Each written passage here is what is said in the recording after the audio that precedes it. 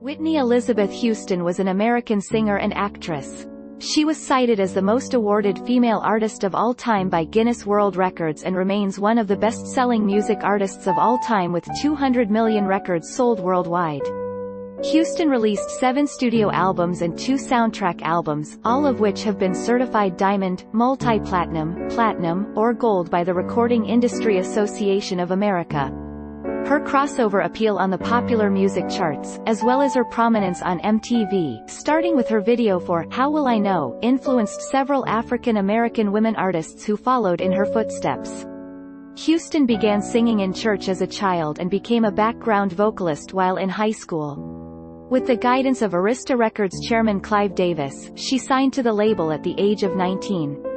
Her first 2 studio albums, Whitney Houston and Whitney, both reached #1 on the Billboard 200 in the United States, and to date are the biggest-selling first 2 albums released of any artist in history. To this day, she is the only artist to have 7 consecutive #1 singles on the U.S. Billboard Hot 100 chart, from Saving All My Love for You in 1985 to Where Do Broken Hearts Go in 1988.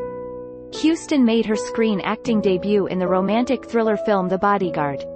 She recorded 6 songs for the film's soundtrack, including I Will Always Love You, which received the Grammy Award for Record of the Year and became the best-selling single by a woman in music history.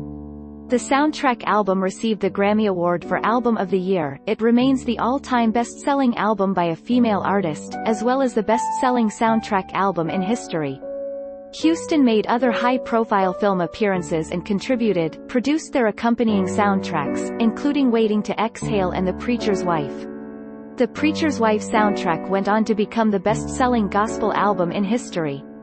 Following the critical and commercial success of My Love Is Your Love, Houston signed a $100 million contract with RIAA Records. However, her personal struggles began overshadowing her career, and the album Just Whitney received mixed reviews. Her drug use and tumultuous marriage to Bobby Brown were widely publicized in media.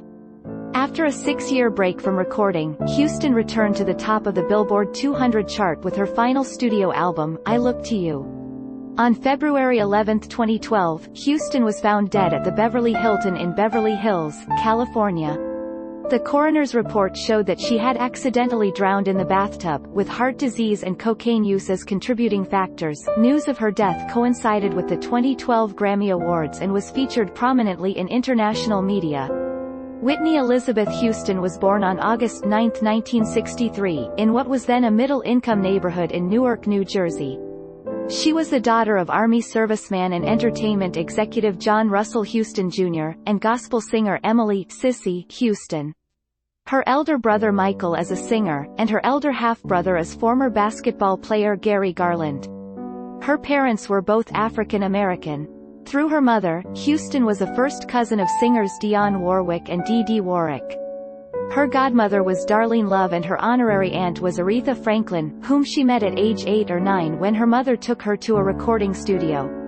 Houston was raised a Baptist, but was also exposed to the Pentecostal church.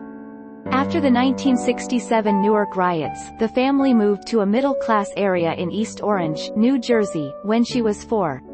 Her parents' marriage later ended in divorce. At the age of 11, Houston started performing as a soloist in the junior gospel choir at the New Hope Baptist Church in Newark, where she also learned to play the piano. Her first solo performance in the church was Guide Me, O Thou Great Jehovah. While Houston was still in school, her mother, Sissy, continued to teach her how to sing. Houston spent some of her teenage years touring nightclubs where Sissy was performing, and she would occasionally get on stage and perform with her. Houston was also exposed to the music of Chaka Khan, Gladys Knight, and Roberta Flack, most of whom would have an influence on her as a singer and performer. In 1977, at age 14, she became a backup singer on the Michael Zager Band's single, Life's a Party. In 1978, at age 15, Houston sang background vocals for